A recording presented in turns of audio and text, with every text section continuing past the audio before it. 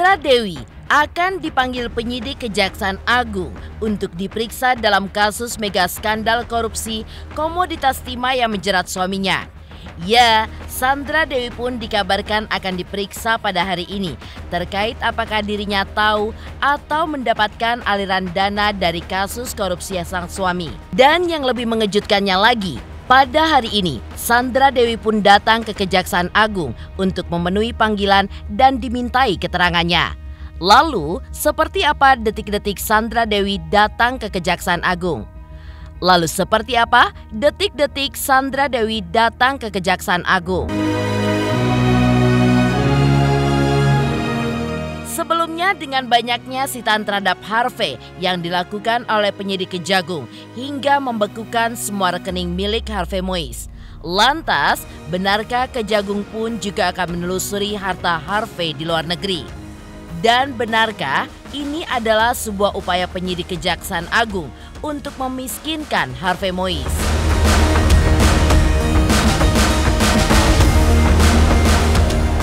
Lantas, seperti apa pula penyidik menanggapi kabar adanya dua artis lainnya yang diduga terlibat dalam kasus mega skandal korupsi Harvey Mois CS ini?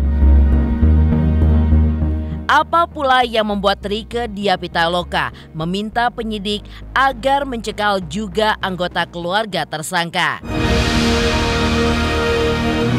Pemirsa, bersama Intens Investigasi, kami hadirkan kabar terkini, terpercaya, dan teraktual. Tetapi sebelumnya, jangan lupa untuk like, subscribe, dan juga share channel YouTube ini.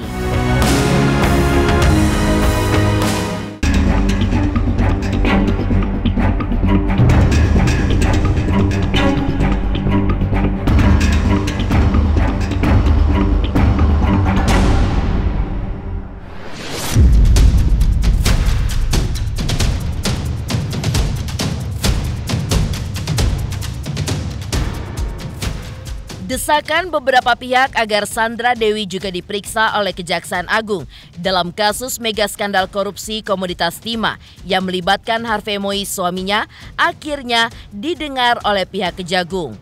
Ya, Kepala Pusat Penerangan Kejaksaan Agung RI Ketut Sumedana mengatakan jika Sandra Dewi kemungkinan akan diperiksa sebagai saksi terkait kasus yang menjerat suaminya. Lantas benarkah Harvey Mois pun juga terancam akan dikenakan Undang-Undang Tindak Pidana Pencucian Uang dan akan dimiskinkan? Dan yang mengejutkannya lagi, pada hari ini Sandra Dewi pun akhirnya memenuhi panggilan Kejaksaan Agung untuk dimintai keterangannya sebagai saksi.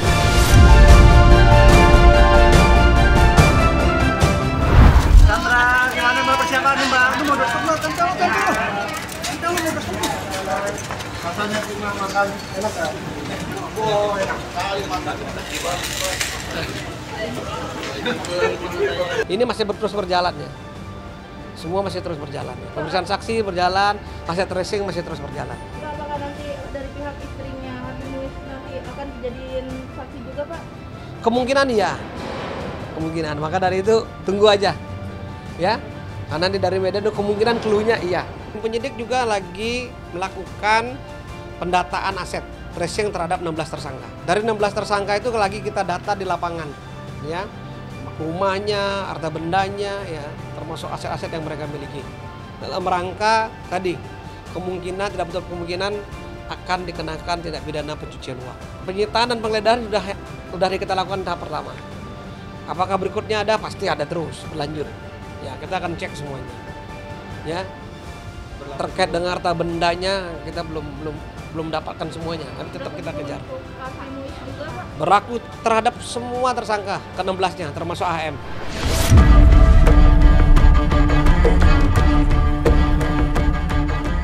Tak hanya itu, pihak Kejagung juga mengaku masih terus memeriksa kasus tersebut. Bahkan kemarin, pihak Kejagung melakukan pemeriksaan terhadap 2 orang saksi dari pihak swasta dan mengaku sudah memeriksa 174 saksi dan 16 tersangka.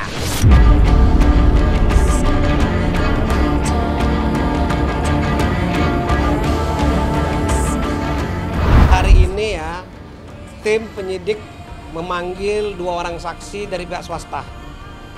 Jadi seluruhnya kita sudah memeriksa 174 saksi dengan 16 tersangka. Saat ini berarti masih ada di dalam? Masih berjalan pemeriksaan sampai saat ini. Swasta, saksi. Ya, ini update-nya tadi, lagi diperiksa. Nanti kita akan rilis mengenai data-data lengkapnya terkait orang yang akan diperiksa. Dari kalangan saya. Belum, ini dari kalangan swasta. Benar Pak Robert. Ya. Oh, saya belum tahu siapa orangnya. Nanti pasti ada rilisnya.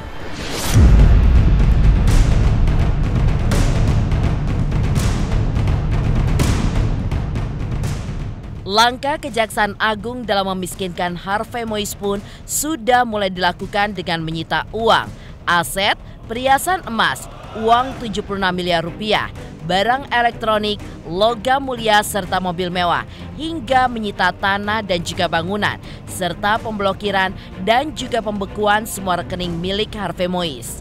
Selain itu, pihak Kejagung juga mengatakan akan melakukan penggeledahan di kediaman lain Harvey Mois, yakni di luar negeri.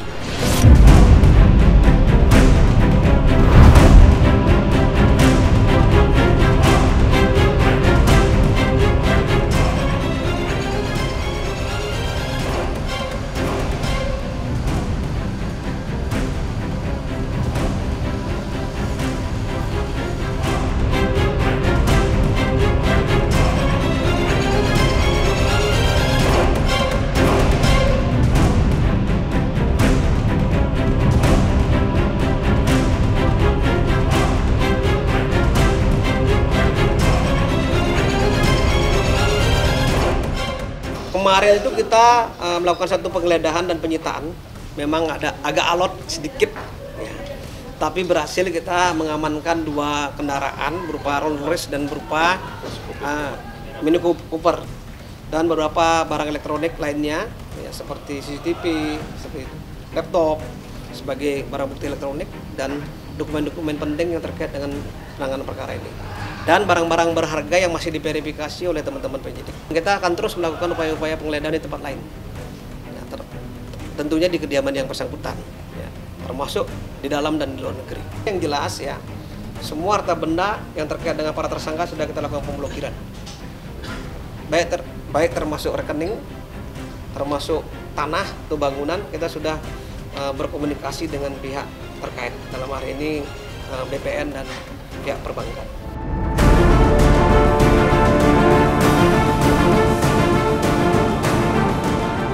Pegiat anti korupsi Iskandar Sitorus pun juga mengungkap jika ada 2 sosok artis lainnya selain suami artis Sandra Dewi yang diduga terlibat dalam kasus korupsi komoditas timah tersebut.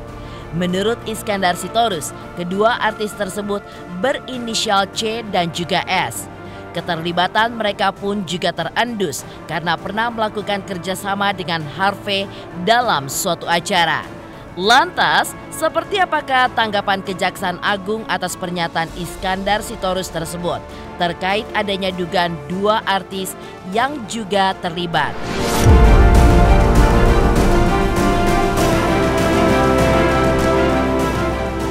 Inisial seperti salah satu bisa C, kalau bisa dibilang besar atau tidak besar itu relatif ya. Lalu ada, kalau kita pikir yang kami sendiri akan terkejut. Ada sepertinya yang besar di sini yang pernah dibayar oleh RBS dan atau minimal oleh Muiz dalam momen kegiatan yang besar saat itu. Bukan hanya orang, bukan hanya personal ya, mungkin ada grup tertentu. Nah, kawan-kawan bisa tracking lah nanti itu. Tapi yang masuk ke kita informasinya sedemikian rupa bahwa itu adalah grup yang dibayar mahal. Mereka adalah selebriti mahal. C itu dan S serta SD ya. Nah, itu kecenderungan di arah situ. Semoga itu bisa dibuktikan. Harvey Mois ini kan kami sebut sindikat aja ya. Dan dia tidak sebesar yang diduga orang kok. Dia bukan siapa-siapa. Dia itu hanya setingkat di atas keset kakinya Herlina Lee. Gitu dia. Jadi asumsi bahwa Herlina Lee dan lain-lainnya kuat dan lain enggak. Ini hanya kebetulan persepsi bahwa mereka pesohor. bahwa mereka di-endorse orang, bahwa followernya banyak, itu saja. Tapi ketika disentuh nggak ada apa-apanya juga kan. Jika penyidiknya cerdik, cerdas dan tajam, maka menikmati berulang-ulang lebih dari 1 tahun, itu kan sudah merasa apa ya? Sebenarnya dia sudah nyaman dengan uang hitam itu kan. Itu sudah menjadi seperti mendarah daging. Nah sekarang kalau ditanya nggak ada uang ngalir seperti itu, stres sekali orangnya. Kan begitu kurang lebih. Nah jadi yang menikmati uang secara sistematis lebih dari 1 tahun, apalagi lebih dari 5 tahun, kami pikir hendaknya dimiskinkan saja. Bisa jadi ada inisial C, ya. Lalu ada S atau SD dan D. Jadi orang-orang ini meriah megah seperti orang benar dan menjadi seperti orang baik, padahal menggunakan uang-uang hitam. Kita berharap kejaksaan mudah menyentuh mereka. C itu cewek. Semoga itu bisa dibuktikan oleh para hukum. Kami bangga terhadap netizen plus 62 yang berhasil membongkar, dan kami yakin ke depan hari pelaku kejahatan ini makin dibongkar melalui tugas konsolidasi antara netizen.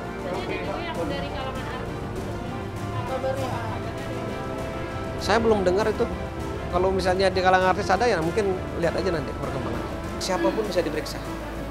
Ya, tidak orang per orang, tidak menyebut karena dia public figure apa enggak.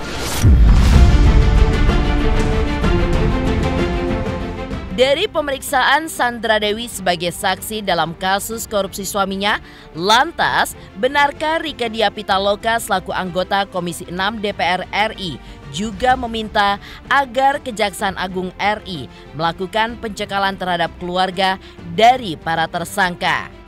Pemirsa Intens Investigasi, jangan lupa saksikan terus Intens Investigasi. Dan pastikan jangan lupa untuk like, subscribe, share, dan juga komen jelang 3 juta subscribers channel Intens Investigasi. Hai, saya Kalina Oktarani. Jangan lupa untuk saksikan Intens Investigasi di YouTube tayang 1 hari 5 kali. Pokoknya like, subscribe, and comment.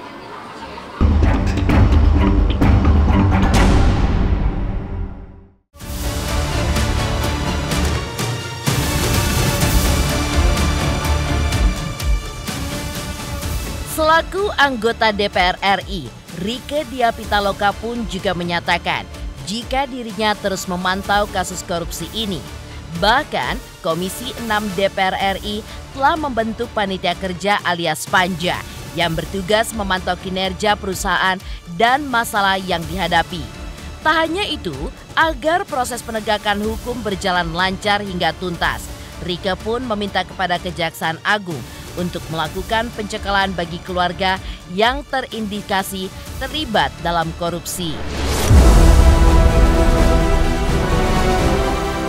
Saya bicara dalam ranah pekerjaan saya selalu mengatakan kalau sedang menghadapi kasus seperti ini, pertama adalah indikasi belum tersangka tapi sudah ada indikasi kuat, harus ada pencekalan semuanya, semua yang terlibat baik di pihak swastanya, dan jangan hanya pihak swastanya tapi juga pihak dari perusahaan negaranya, beberapa sudah ditetapkan. Tapi saya kira akan ada gerbong panjang ya, dan juga di kementerian, bukan hanya di BUMN-nya, harus sampai sejauh itu karena tidak mungkin kalau tidak ada backing ya dengan jumlah yang fantastis seperti itu.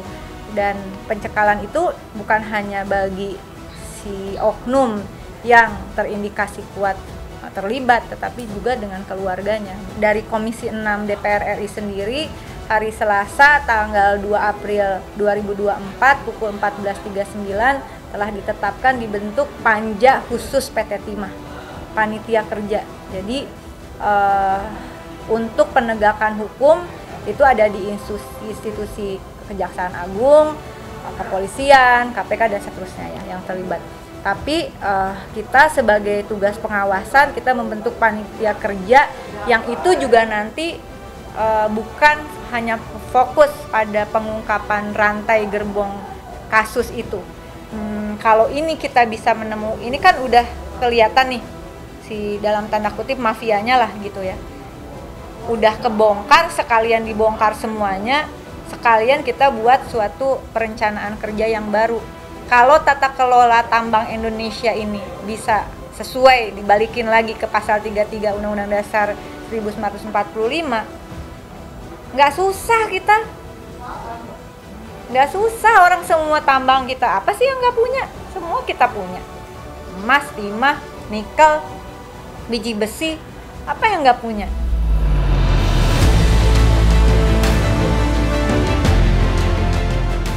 Menepi dari permintaan Rieke Diah Pitaloka kepada Kejaksaan Agung untuk mencekal keluarga yang diduga terlibat dalam kasus korupsi ini. Lantas, seperti apakah tanggapan praktisi hukum terkait kasus Harvey Mois yang merugikan negara sekitar 271 triliun rupiah? Pemirsa Intens Investigasi, jangan lupa saksikan terus Intens Investigasi. Dan pastikan jangan lupa untuk like, subscribe, share, dan juga komen jelang 3 juta subscribers channel Intens Investigasi.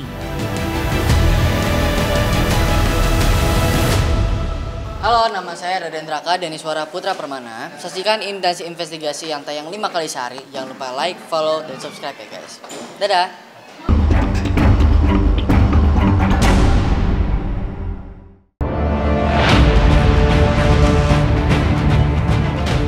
Kasus korupsi komoditas timah yang diperkirakan merugikan negara senilai 271 triliun rupiah dan menjerat suami artis Sandra Dewi, Harvey Mois, mendapatkan tanggapan dari praktisi hukum.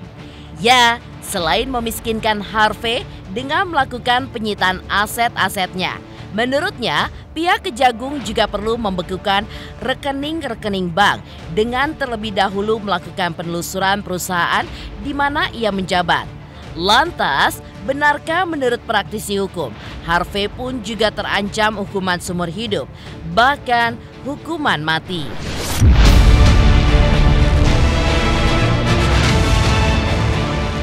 Melihat kasus Sandra Dewi pastinya pertama miris, pasti cukup dibilang kasihan pasti, tapi memang nggak bisa gitu juga karena kan dampak yang ditimbulkan itu cukup melebar dan meluas ya. Jadi banyak ini kan, apalagi ini BUMN gitu, jadi banyak hak asasi manusia yang di sana di daerah tambang sekitar itu juga bagaimana gitu. Jadi nggak bisa hanya ngelihat satu peristiwa aja, jadi banyak, ini kompleks sih gitu. Sebenarnya gini, kalau untuk oknum HM ini, Harvey sendiri itu pastinya harus dimiskinkan dulu. Kita masuk dari dia nih, bagaimana perannya dia sejauh apa, modusnya apa. Dan kalau dilihat dia masuk dari 2000 sekian itu, masa sih nggak ada mantan-mantan yang sebelumnya ini kan gitu. Jadi sebenarnya perannya Harvey ini harus sebagai pintu masuk untuk membongkar satu kejadian besar ini. Tapi kalau dilihat dari segi hukumnya, itu adalah ya pasalnya pasti ada, pasal 2, pasal 3 tindak pidana korupsi itu pasti ada gitu kan. Nanti kalau untuk perhitungan kerugian negaranya ataupun ininya bisa dilihat nanti dari BPK ataupun perhitungan kejaksaan ataupun dari PPATK. Nanti bisa di-track berapa layer dia transfer kemana, jadi bisa menimbulkan pasal pencucian uang gitu loh. Jadi bisa sejauh itu perkembangan kasusnya, pengembangannya.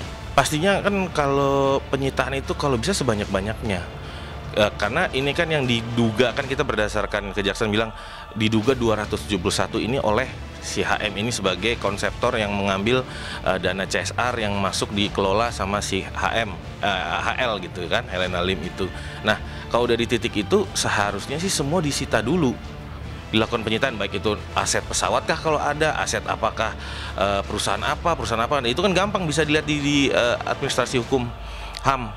Apakah dia menjabat di beberapa perusahaan, itu bisa di-freeze semuanya rekeningnya, bisa gitu loh. Jadi sebenarnya 2 langkah ini adalah hanya permulaan mungkin. Kalau dibilang akan kena atau enggak harus dilihat berdasarkan scientific evidence ya, kita harus lihat apakah Sandra Dewi ini menerima pengalihan berbentuk dari transfer, apakah dia jadi pemegang saham di perusahaan mana dan perusahaan itu ada aliran dananya, harus sedetail itu dibuktikan, ataukah laporan pajaknya bagaimana. Nah, itu dibuktikan semua, dan itu menurut saya sih nggak terlalu susah ya, karena itu rentetan awal aja, karena sumber dananya dari Harvey, dari perusahaannya lari kemana. Kalau misalnya ada uang cash masuk kan harus ditanya ini dari mana, pajaknya harus ada. Kalau menerima, potensinya pasti sangat besar ya. Kalau sepengalaman kita, hukumnya itu pasti diperiksa beberapa jam pasti. Kalau mungkin kalau ini udah transaksinya panjang lama ya mungkin bisa sampai 8 jam dari pagi sampai ketemu malam gitu.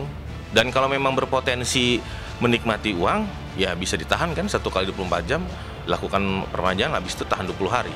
Pasal 3 itu kan ada minimalnya 4 tahun, ada dan paling dendanya, kalau dendanya itu mungkin ada di undang-undang, tapi setahu saya itu ada bisa 20 tahun seumur hidup, dan kalaupun dihukum mati juga bisa, tapi memang dengan kondisi tertentu ya. Kondisi-kondisi tertentu itu ada dendanya itu paling banyak 1 miliar, tapi kan ini posisinya bisa dipengembangkan ke TPPU. Uangnya udah mengalir banyak nih.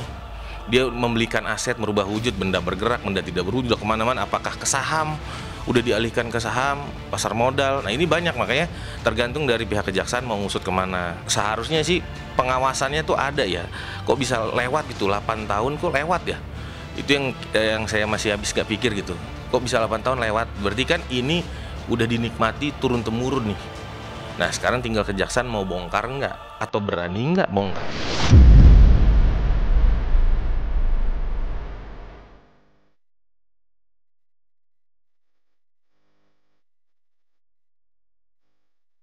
Pemirsa Intens Investigasi, jangan lupa saksikan terus Intens Investigasi.